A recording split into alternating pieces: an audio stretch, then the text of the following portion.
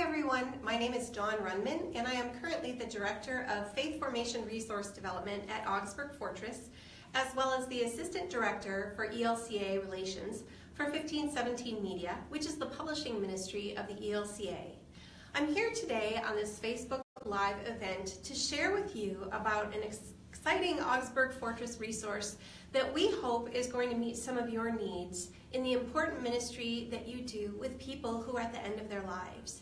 The resource is called Peace at the Last, and you may have read about this resource for the first time in the most recent edition of Living Lutheran magazine. In fact, an image that graces the cover of Living Lutheran is found within the pages of Peace at the Last, illustrated by artist Wendy Schramm.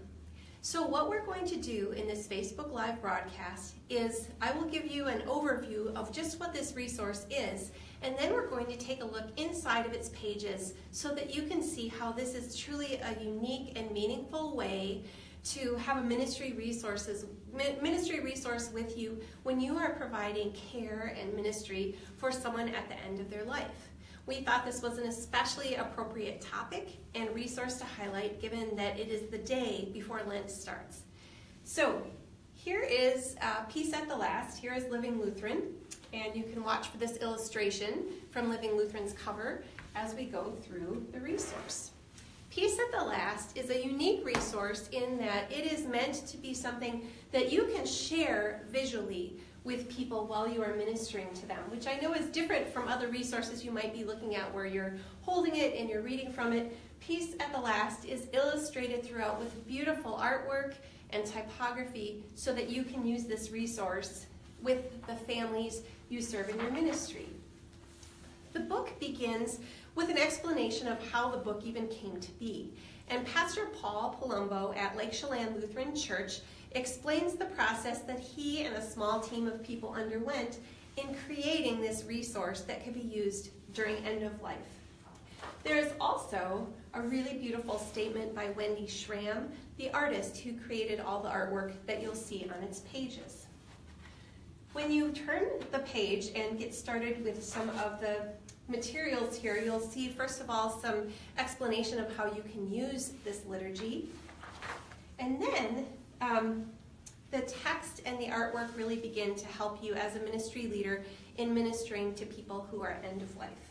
It begins with preparation, and what it says here is that we gather at the church before leaving for the visitation. So it's even acknowledging that you may be meeting with family members or friends at church before you head to a hospital, before you might be heading to someone's hospice care situation. And so there's a preparation liturgy here, followed by a reading from Isaiah, and this is Isaiah 43, along with some really beautiful watercolor artwork of the mountains out near Lake Chelan.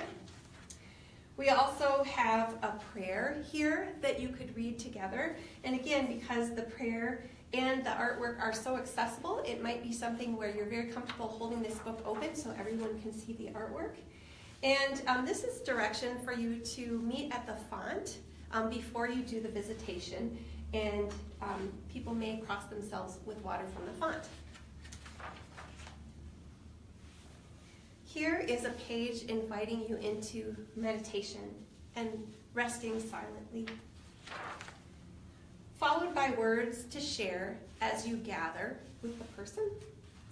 And the instructions here say, sit close to the dying person. Greet them and offer the liturgy by beginning on this page. Then we move to the collect and a song that you could sing. And this song has a fuller piano accompaniment later in the book. The song was composed by Rolf Vegdahl. And here there is a line of music that you could sing for one or more psalms that are listed here and that are written out and illustrated in several of the pages that come next. So we have Psalm 4, we have Psalm 23. This is an illustration of Psalm 39 and an illustration of Psalm 46. You can see the waterfall there.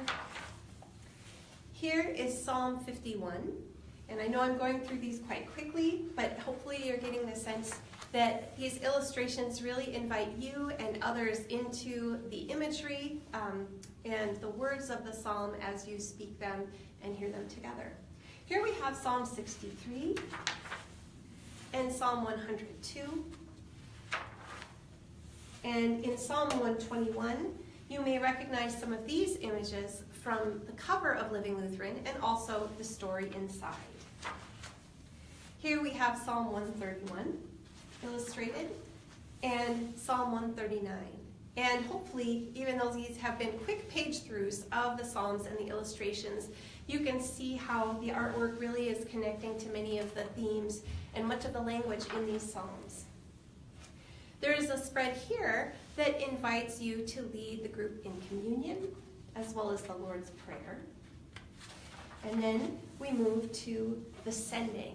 And this is a really powerful liturgy here because the invitation for the leader is to have family members make the sign of the cross on the person who is dying in several places on their bodies. And so there's the invitation, receive the cross on your forehead and on your ears, on your eyes and on your lips, on your heart and on your shoulders, on your hands and on your feet. So all of these are invitations to be in close physical contact with the person who is dying. Finally, we have also by Rolf Vegdahl, now Lord, you let your servant go in peace. So this is the new Dimittis or Simeon song, along with a piano melody line there. And here's a prayer that you can say towards the end of the time there, and a blessing. Hopefully by looking through these images, you're getting a wonderful idea of the beauty of Wendy Schramm's artwork. And in the final pages, these are the music scores that help you if you should have someone who can play the piano, or there are also chords there if someone has a guitar or another type of instrument, so that could be played out more fully, or just, the melody line is in there as well. So we've got some really beautiful music for this resource. And there you have it. That is, I know, a very quick look at Peace at the Last. But what we really wanted you to do is see that this is a really different kind of resource than what is often available in doing ministry with people who are at the end of their lives, because it is so visual and it offers such a powerful invitation to everyone who is there to look at the images and think about the words that you're speaking, and just to have this experience together that can be really powerful and moving.